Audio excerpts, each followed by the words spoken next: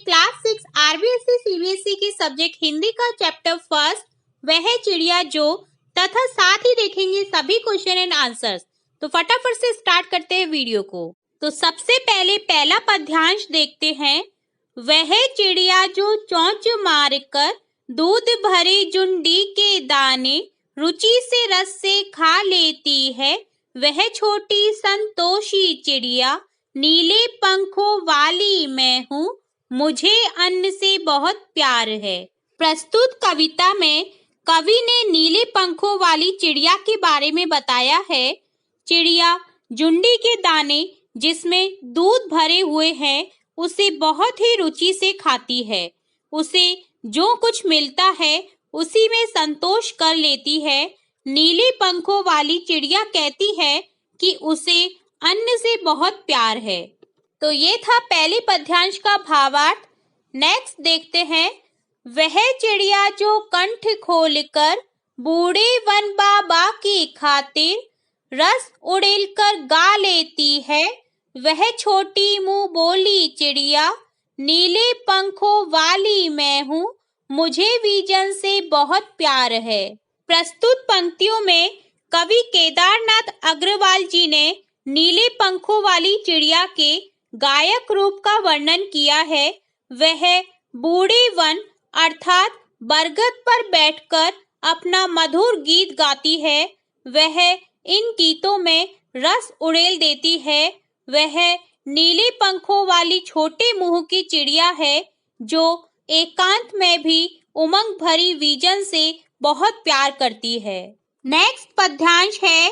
वह चिड़िया जो चोंच मारकर चढ़ी नदी का दिल टटोलकर जल का मोती ले जाती है, वह छोटी गर्वीली चिड़िया नीले पंखों वाली मैं हूँ, मुझे नदी से बहुत प्यार है। प्रस्तुत पंक्तियों में कवि ने नीले पंखों वाली एक ऐसी चिड़िया का वर्णन किया है जो उफनती नदी के बीचों बीच जाकर जल के मोती सी बूंदों को चोंच में भर लेती है।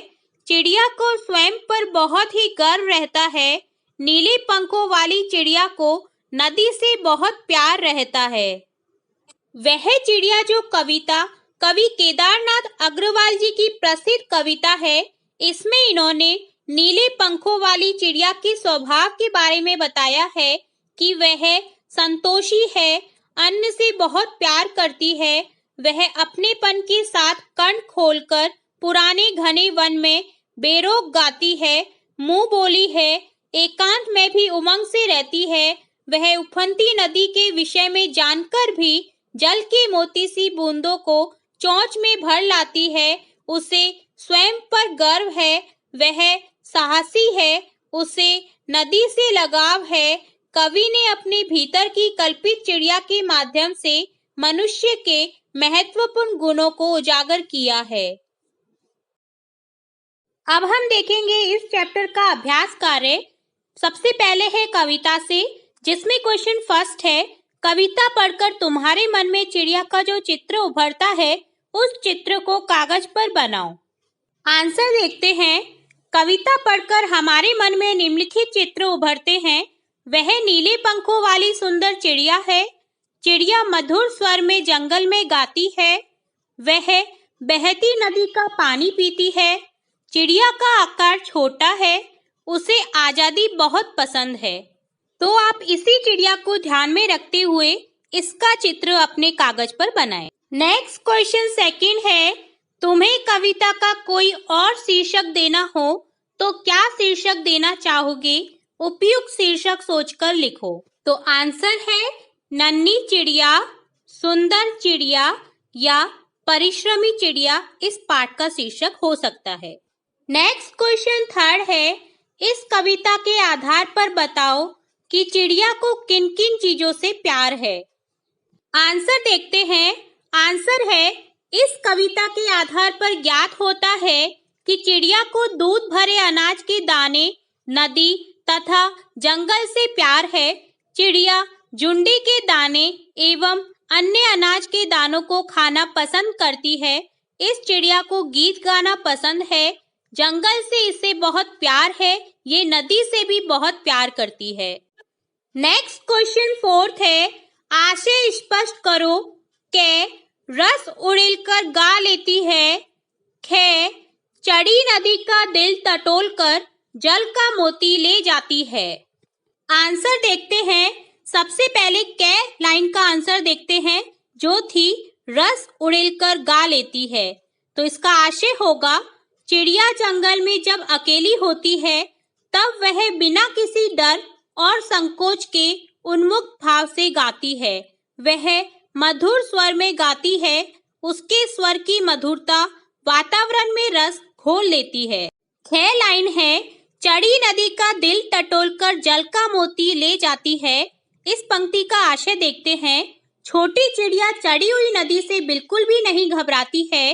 वह उफनती नदी के बीच से अपनी चोंच में पानी की बूंद लेकर उड़ जाती है, यानी लबालब भरी नदी की जल राशि का अनुमान लगाकर उस जल राशि में से जल का मोती निकाल लाती है। अर्थात उसी पानी से चिड़िया अपनी प्यास बुझाती है। इसलिए पानी मोती की तरह अमूल्य है। नेक्स्ट पार्ट है अनुमान और कल्पना, जिसमें क्वेश्चन फर्स्ट है, कवि ने नीली चिड़िया का नाम नहीं बताया है, वह कौन सी चिड़िया रही होगी? इस प्रश्न का उत्तर जानने के लिए पक्षी विज्ञानी सालिम अली की पुस्तक भारतीय पक्षी देखो। इनमें ऐसे पक्षी भी शामिल हैं जो जाड़े में एशिया के उत्तरी भाग और अन्य ठंडे देशों से भारत आते हैं। उनकी पुस्तक को देखकर तुम अनुमान लगा सकते हो कि इस कविता में वर्णित नीली चिड़िया शायद इनमें से कोई एक रही होगी। या तो वो नीलकंठ होगी, या छोटा किलकिला, या कबूतर, या बड़ा पतरिंगा। तो चलिए इस क्वेश्चन का आंसर देखते हैं।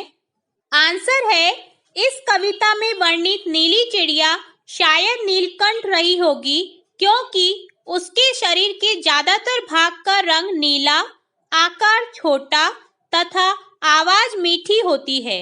नेक्स्ट क्वेश्चन सेकंड है, नीचे कुछ पक्षियों के नाम दिए गए हैं।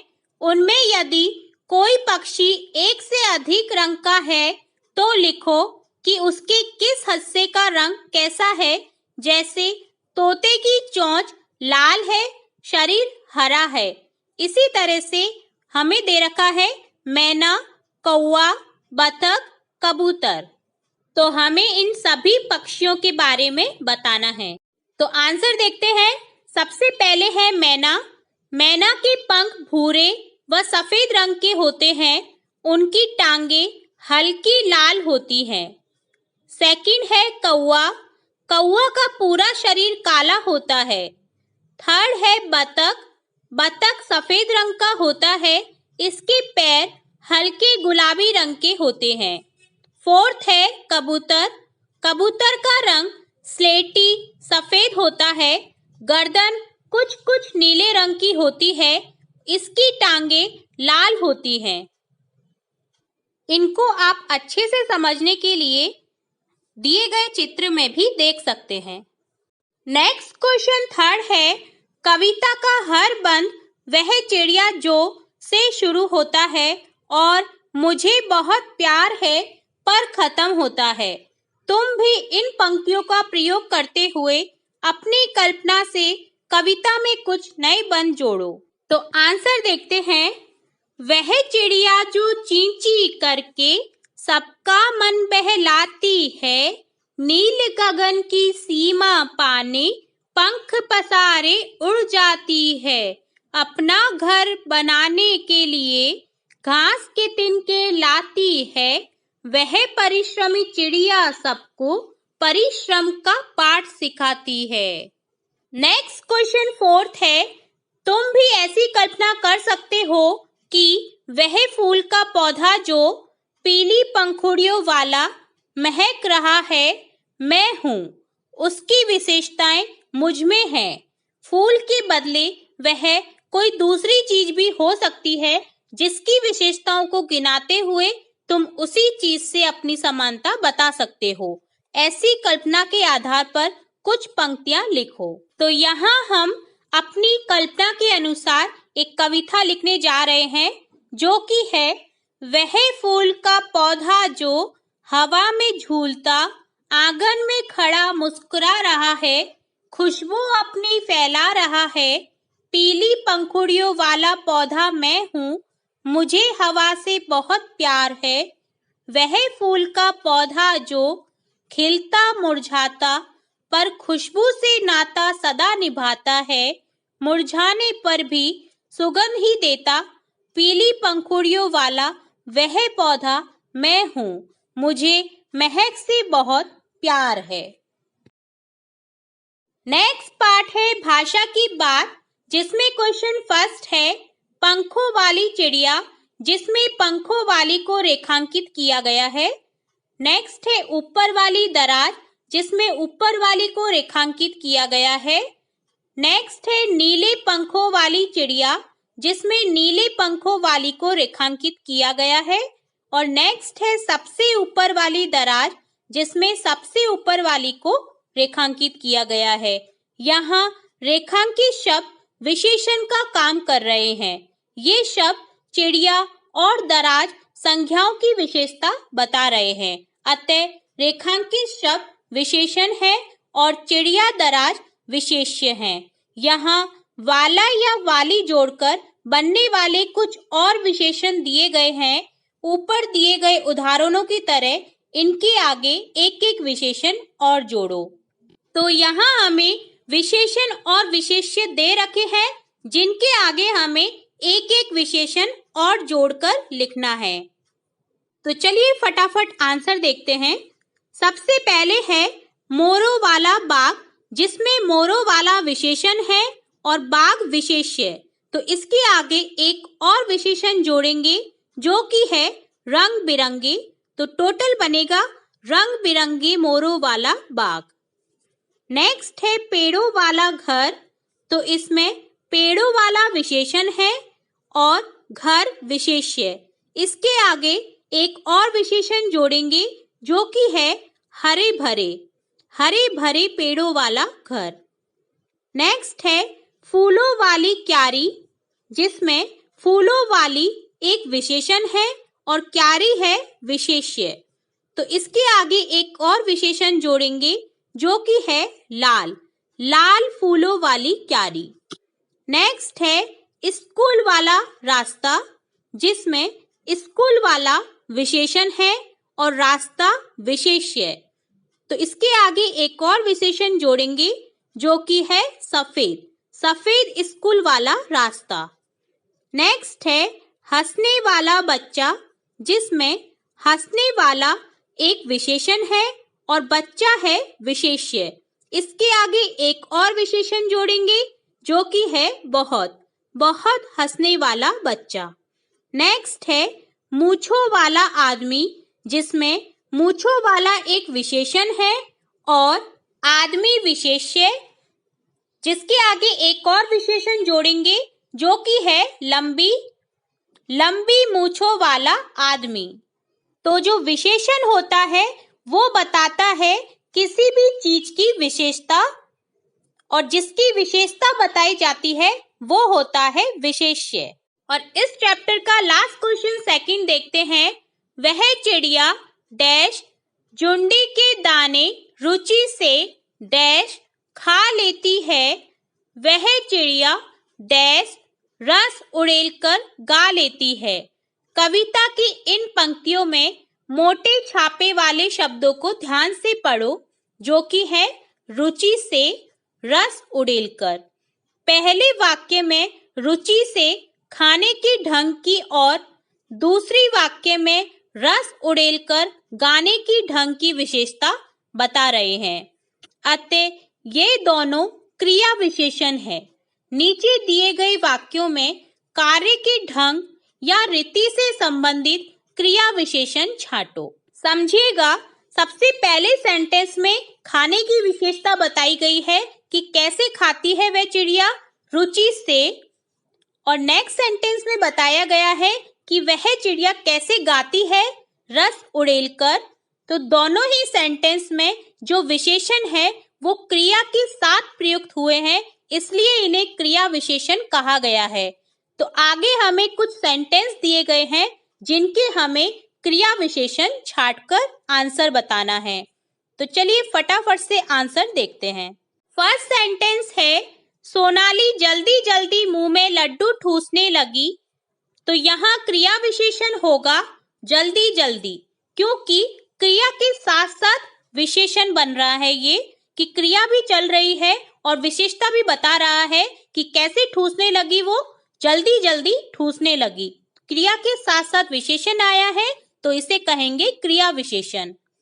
नेक्स्ट है, गेंद लुढ़कती हुई झाड़ियों में चली गई। तो यहाँ क्रिया विशेषण होगा लुढ़कती हुई। क्रिया के साथ साथ विशेषता बताई गई है कि गेंद कैसे गई है, गोल गोल घूमते हुए। तो ये क्या हुआ, क्रिया विशेषण। नेक्स्ट सेंटेंस है, भूकंप के बाद जनजीवन धीरे धीरे सामान्य होने लगा। तो यहाँ क्रिया विशेषण होगा धीरे धीरे। जनजीवन कैसा होने लगा, धीरे धीरे सामान्य होने लगा। तो क्रिया कैसे हो रही है, धीरे धीरे। तो यहाँ क्रिया के साथ साथ में विशेषण बनेगा धीरे धीरे। नेक्स्ट है, कोई सफेद सी चीज धप से आंगन में गिरी। तो क्या गिरी, कोई चीज गिरी और कैसे गिरी, धप से। तो कोई क्रिया के साथ में विशेषण बता रहा है यहाँ धप से। तो यहाँ क्रिया विशेषण होगा धप से। नेक्स्ट है, टॉमी फुर्ती से चोर पर झपटा। तो यहाँ क्रिया विशेषण होगा फुर्ती से, क्योंकि कोई क्रिया करते हुए हमने विशेषता बताई है। तो यहाँ क्रिया विशेषण होगा फुर्ती से, मतलब तेजी से उसने चोर को पकड़ा।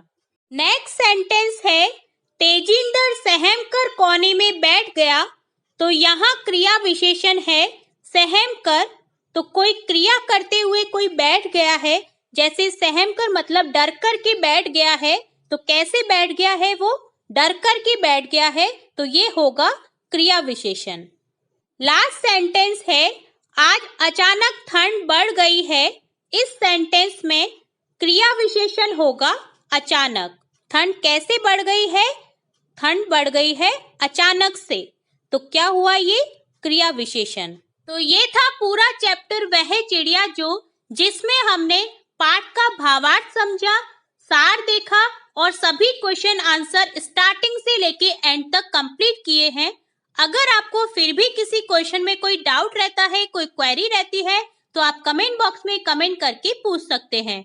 हम फिर मिलते हैं नेक्स्ट वीडियो में नेक्स्ट चैप्टर के साथ। और अगर आपने अभी तक वीडियो को लाइक नहीं किया है तो लाइक करें और अपने दोस्तों के साथ इस वीडियो को शेयर करें और चैनल को सब्सक्राइब करना बिल्कुल ना भूलें। वीडियो को पूरा देखने के लिए थैंक यू सो मच।